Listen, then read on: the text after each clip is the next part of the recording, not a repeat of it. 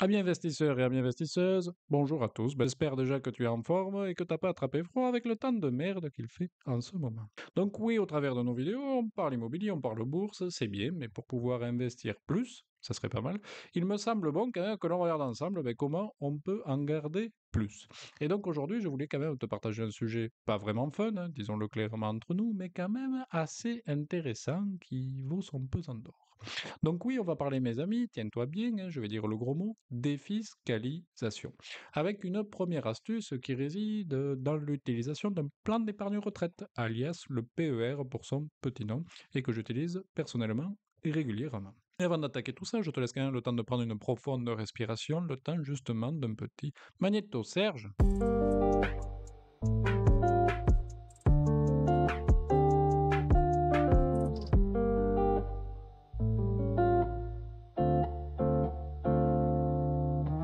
Donc déjà, le plan d'épargne retraite, alias le PER pour les intimes, eh bien, qu'est-ce que c'est ce truc? Eh bien, c'est un outil d'épargne, si tu veux, qui a donc vocation à te constituer effectivement, comme son nom l'indique, une épargne qui ne deviendra disponible, et c'est un point très important à noter, qu'à partir de ton départ effectif en retraite, même si nous verrons ensemble quand même qu'il existe quelques cas possibles de déblocage anticipé. Dans son fonctionnement général, il s'apparente clairement, si tu veux, à l'assurance vie avec un support euro, des unités de compte pour lequel tu peux conserver la gestion libre ou opter plutôt pour ce que l'on appelle une gestion pilotée avec, tu sais, en général, ils te disent quel est votre profil, est-ce que tu as un profil plutôt défensif, modéré ou dynamique, suivant en fait ton rapport au risque personnel et qui détermine donc, en fait, ce fameux profil, ton exposition sur les marchés financiers et donc les actions.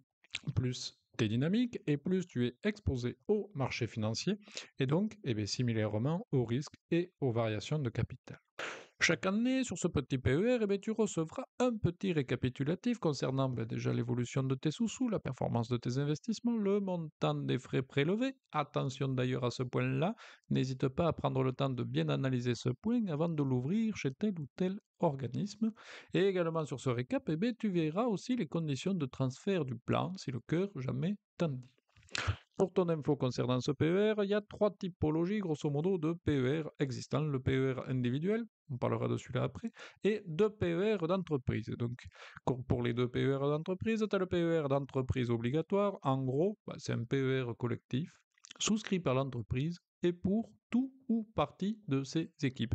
Elle peut ne cibler que les ouvriers, que les techniciens, que les cadres. Et toi, en tant que salarié, suivant ton statut, si c'est le cas, tu n'as pas le choix d'y adhérer ou pas. Les prélèvements sont généralement faits directement sur ta fameuse fiche de paye. Dans la même veine, du coup, mais plus souple, tu as donc le PER d'entreprise collectif, où là, eh bien, en gros, à chaque versement de participation ou intéressement, ton employeur, il va te dire, mais tu veux le verser sur ton PER ou tu préfères l'avoir sur ton prochain bulletin de paye. Voilà, donc là, c'est un peu plus souple. Mais en plus de ces deux petits PER d'entreprise, tu as donc le fameux PER individuel où là, c'est seulement toi, seul comme un grand, qui va ouvrir un PER avec, par exemple, une banque. Donc une fois que tu as choisi ta gentille banque, tu déposes gentiment de l'argent sur ton support que tu ne reverras plus jusqu'à ta retraite. Bon, ok, c'est clair, dit comme ça, c'est pas hyper séduisant. Mais il possède un petit avantage, je dirais même un atout considérable avec lui. C'est petit, c'est qu'en effet, quand j'en parle à des collègues, je leur dis que c'est clairement mon meilleur placement. Et je t'explique pourquoi avec le petit exemple de notre Jean-Michel.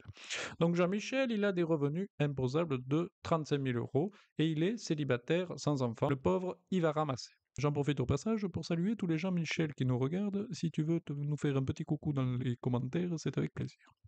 Donc, notre petit Jean-Michel, 35 000 euros célibataire sans enfant, je rappelle parce que c'est important pour son imposition, et donc un gentil monsieur qui ne dispose que d'une part, donc il paye cher. Donc, sur ses revenus allant de 0 euros à 10 778 euros, notre Jean-Michel, il va payer 0% de du coup, cette tranche-là, 10 778 euros d'impôt, soit 0 euros. Là, il est content.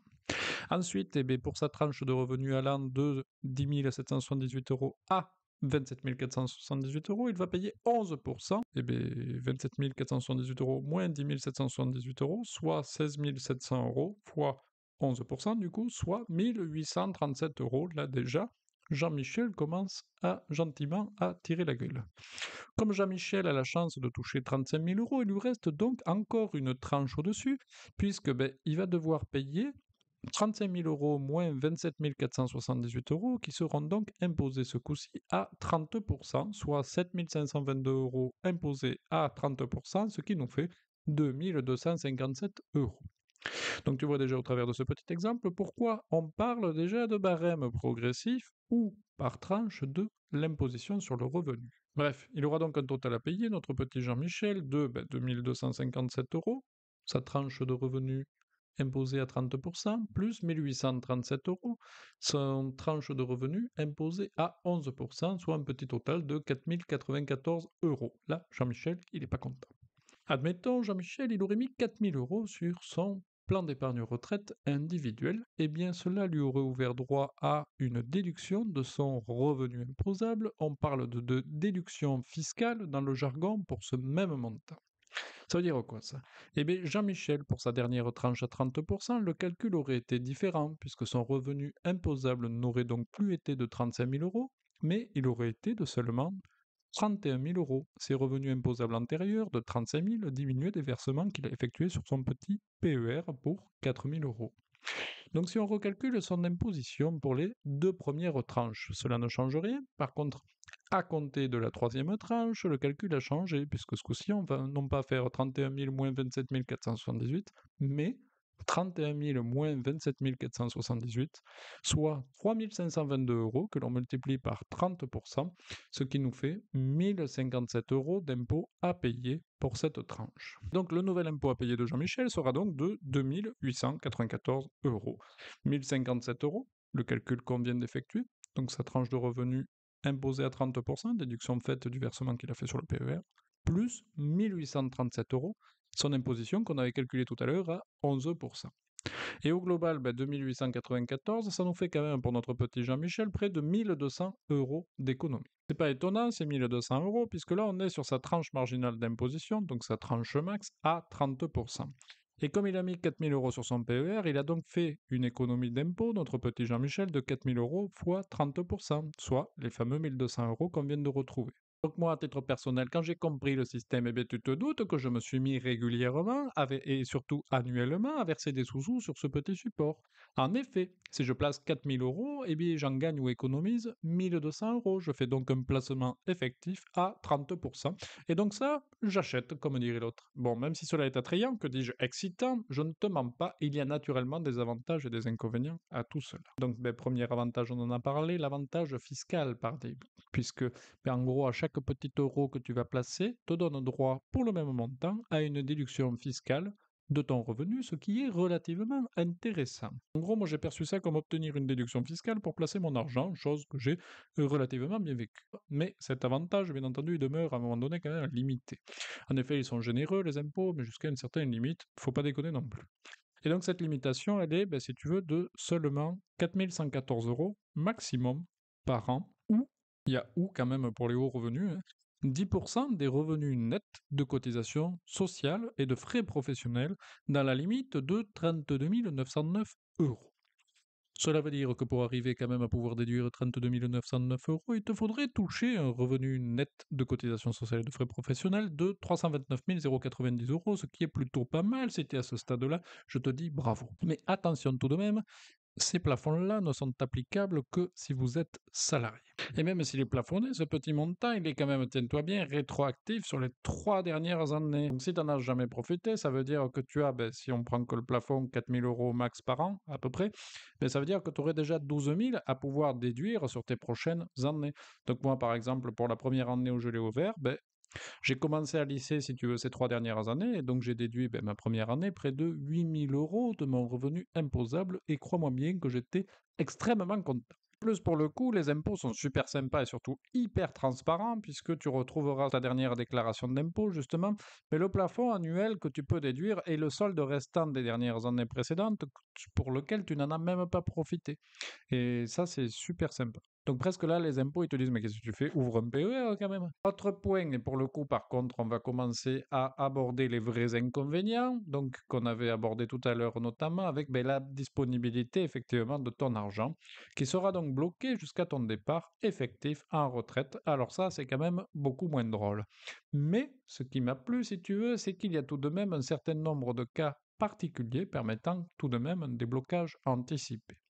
Bon, je te préviens, pour la plupart, c'est souvent glauque, hein, naturellement, puisque les impôts prévoient le cas de déblocage anticipé en cas d'invalidité reconnue, que cela soit pour toi, tes enfants, ton époux, ton épouse ou ta partenaire de Pax, que ce soit le décès de ton époux, épouse ou partenaire de Pax, on est toujours dans le sympa, que ce soit l'expiration de tes droits aux allocations chômage, les cas de surendettement, mais dans ce cas, c'est la commission de surendettement qui doit transmettre ta demande, dans les cas de cessation d'activité non salariée à la suite d'une décision de liquidation judiciaire et également dans les cas d'acquisition de ta résidence principale. Ah là, c'est déjà plus sympa.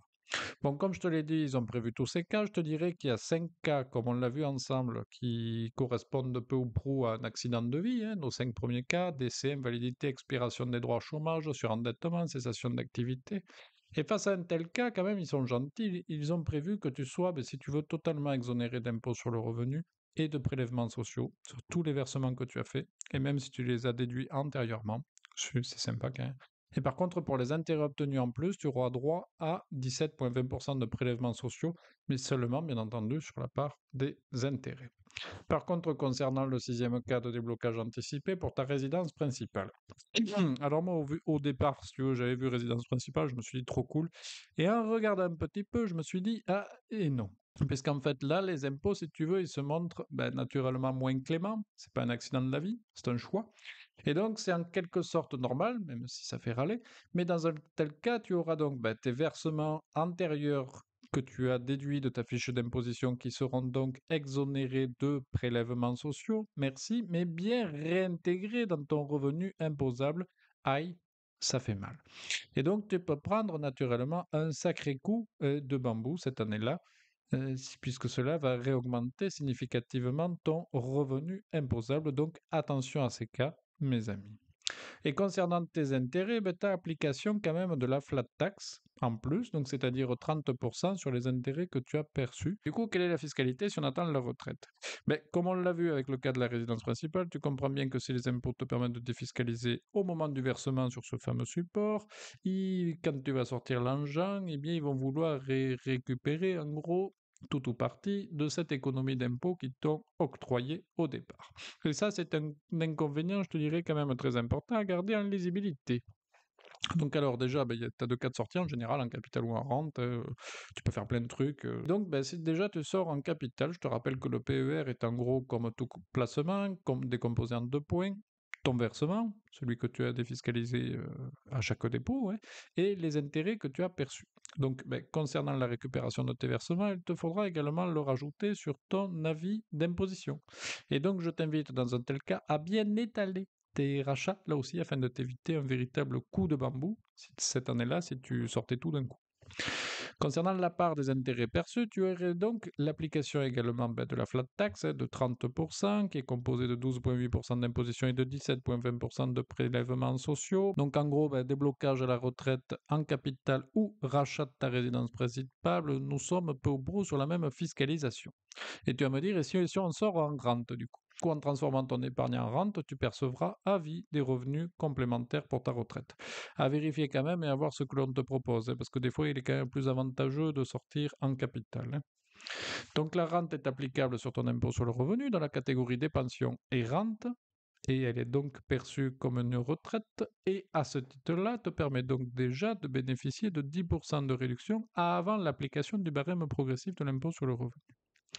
Ici seront également appliqués des prélèvements sociaux pour la quote-part de rente correspondant à des versements volontaires après déduction de 30% si tu as moins de 50 ans, 50% si tu as entre 50 et 59 ans, 60% si tu as entre 60 et 69 ans, et 70% si tu as plus de 69 ans. Voilà, je pense que j'ai fait le tour du PER, hein. Tout ça pour te dire, en gros, en conclusion, que avec le PER, tu peux diminuer ton imposition aujourd'hui, mais tu vas devoir la rembourser à la retraite. Sauf que généralement, à la retraite, tu toucheras très certainement beaucoup moins, hein, que dans la vie active, et donc tu bénéficieras certainement d'une imposition moins lourde. À titre personnel, je pense qu'il est plus utile de recourir à ce petit plan d'épargne retraite si tu tapes à minima dans les 30% d'imposition, hein, comme ce fut le cas avec notre fameux Jean-Michel. Et il est nécessaire, très nécessaire, de se rappeler que l'argent que tu vas placer sur ton PER ne sera vraiment pas disponible. Donc ne mets surtout pas de l'argent dont tu aurais potentiellement besoin sur ce support. Et petit conseil complémentaire, n'oublie pas de comparer les frais, tu sais, c'est très important, et les performances au travers de plusieurs propositions de banque afin de choisir, je te dirais, le bon PER, car là, on est quand même sur un investissement long terme et donc il est clairement préférable d'éviter, je te dirais, de se planter, même si après, tu peux toujours changer. Bon, ben voilà, je crois que je t'ai dit ce que je t'avais à dire sur ce petit plan d'épargne retraite, hein, qui fait partie en toute franchise avec toi de ma stratégie de défiscalisation annuelle et pour lequel je place en toute franchise un rythme de croisière de 4 000 € par an dessus, soit bien 1 200 € d'économie annuelle. Espérant que cela vous a plu, non promis, semaine prochaine, je repars en bourse, ne t'inquiète pas. À bon entendeur, salut!